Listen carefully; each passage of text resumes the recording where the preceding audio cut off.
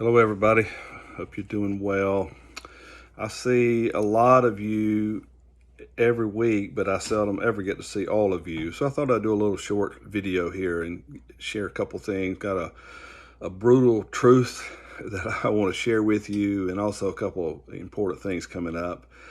But anyway, as you can see, the background that's usually in my videos is different today. I'm actually in South Carolina this weekend, and I'm here with visiting. I'm in my parents' home, and then the main purpose, though, is to be here for my mother-in-law. We have a little surprise dinner. I'm going to go to church with her tomorrow, but got a little surprise dinner tonight, and then a reception tomorrow for her 90th birthday. And so anyway, I got a mother-in-law that's lived to be 90, so life is good. But anyway, let me share a couple things with you too, real quick. We don't get together too often, but on February the 17th, and I'll talk more about this, I'll remind to send out maybe a little email or something, but Sanja is doing a marriage retreat for Brother Kai's church there in Mount Vernon. And so I thought while I was down there, it's on Saturday, February the 17th,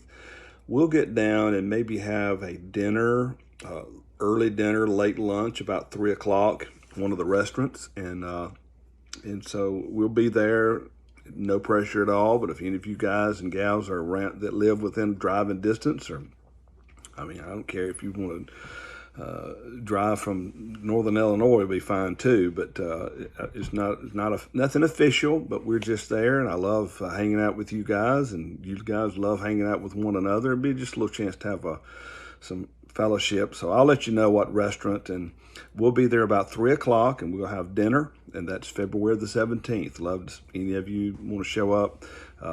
We'll maybe try to get a little head count as we get closer. Again, no pressure. And then, of course, don't forget prayer conference, which is at the All Nations Church in Marion, February the 22nd and the 23rd. Sanj and I are staying at the Fairfield Inn. Again, not telling you where to stay, but that's where we'll be. And it's always good, nothing else, just to see each other in the morning, getting a cup of coffee and stuff like that. But there's several good hotels around there, but that's where we're staying. And then on Saturday, got a great youth training, student ministries training. Brother Hager, who's the youth director at Tennessee, is going to be the keynote speaker. And Brother Brown, our youth director, will be there. And I know he's making plans for that. So that'll be a special day. And then in March, I'll give you more. I've got a meeting this coming Tuesday with the powers that be. That will be the ones that will credential us.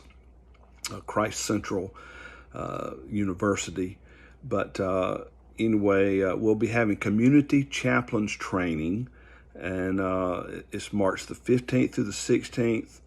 There'll be an intensive, not a lot of free time. We'll start on Friday afternoon, go kind of late, and then we'll start early Saturday and go till we'll hammer out the schedule, but maybe even as late as 4 o'clock, and just really intensive to start. Community chaplain ministry is a wonderful ministry, and I love to see a good, strong chaplains commission going here in Illinois.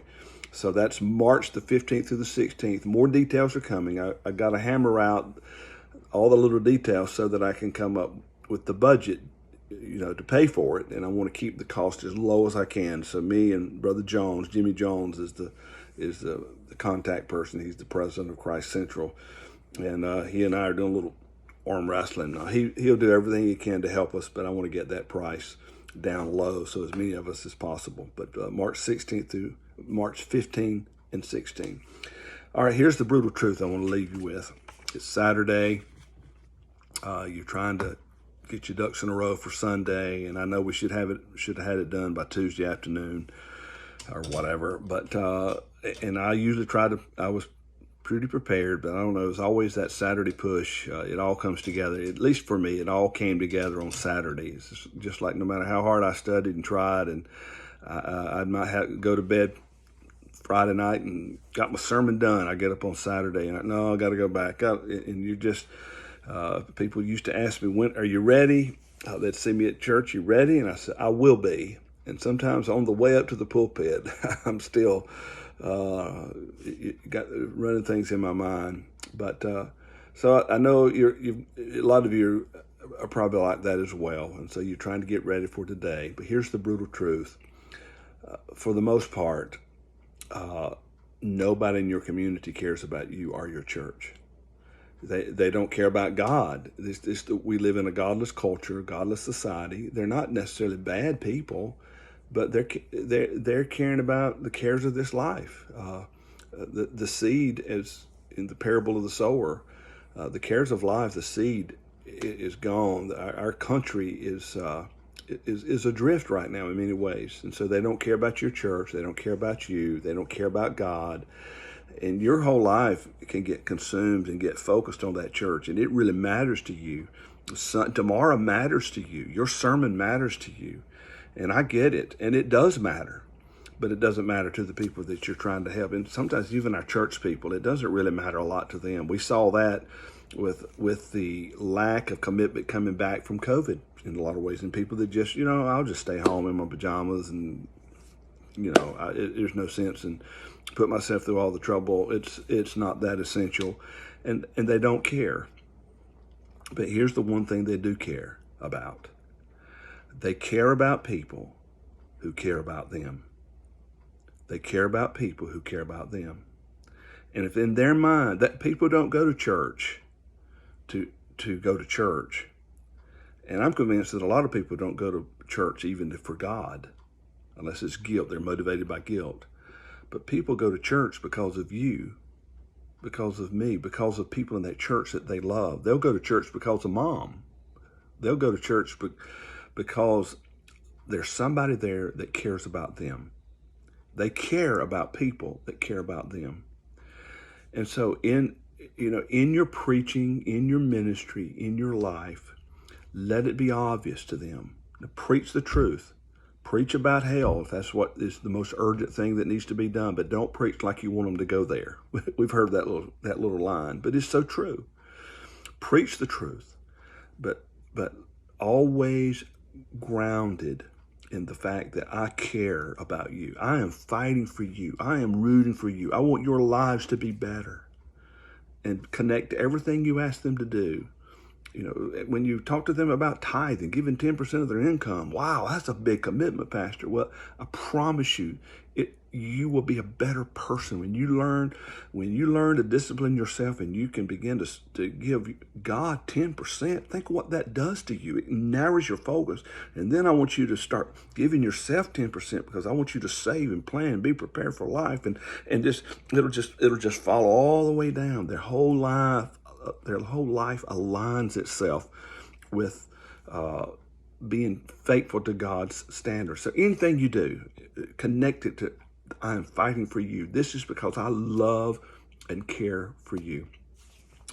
This morning early, I was praying for a friend of mine, a pastor there in Lemon, South Dakota, Rand Bentley. I brought him up there from South Carolina, and he's doing a fabulous job. And in his community, those small western communities out there, everybody knows they've got a county that's almost as big as Delaware that they live in, and there's just a few, probably less than 3,000 people live in that large county. And so everybody knows everybody. One of the ranchers, through a terrible accident with a steer, lost their 3-year-old child, was killed. And out there, it's a tough life out there. And the community is devastated. And I remember about 2 or 3 years ago, about this time, maybe tomorrow, it's on my calendar to call that family once a year. But there was a tragic death of a young man in another one of the ranching communities, and everybody for hundreds of miles will show up. And so I know Rand, he had contacted me, asking me to pray for him, and he is going to minister to that whole large county. Everybody's going to show up to show support to that rancher family. And I remember when I sent him there, I said, Rand, we give this fancy title called bishop. And bishop is not really connected to a local church, technically. It is connected to a community, to a town. You're the bishop of a place. And I want you to go into that town and own it. Be the bishop of that town and take responsibility for every soul. And he took me to heart on that, and it's a great story there. But the point is, you're the bishop. Whether you haven't reached that bishop's license or level yet or not, you're the bishop for the church of God where you serve. And so own it. Care for those people. And I know you do. But let them know through your words. Just tell them. And then through your deeds and through the ministries of your church. I'm for you. Yes, there's boundaries. There's do's. There's don'ts. And there's absolute truth, whether we like it or not. There's absolute laws of physics, and there's absolute laws of the spiritual universe as well. And we will either keep those laws or we'll break ourselves on those laws. And I know all that, but at the end of the day, people will they will come to your church because they know you care for them. They care about people who care about them. And you are caring people. You're good men and women of God. And just remember, that's your secret sauce. The politicians don't care. We know they don't care about us. They've got their agendas. The right or the left, really. I'm not sure anybody in the world that really cares about any of us, except for our immediate family. And so many dysfunctional families, they even struggle. But the church is a family. It's the family of God.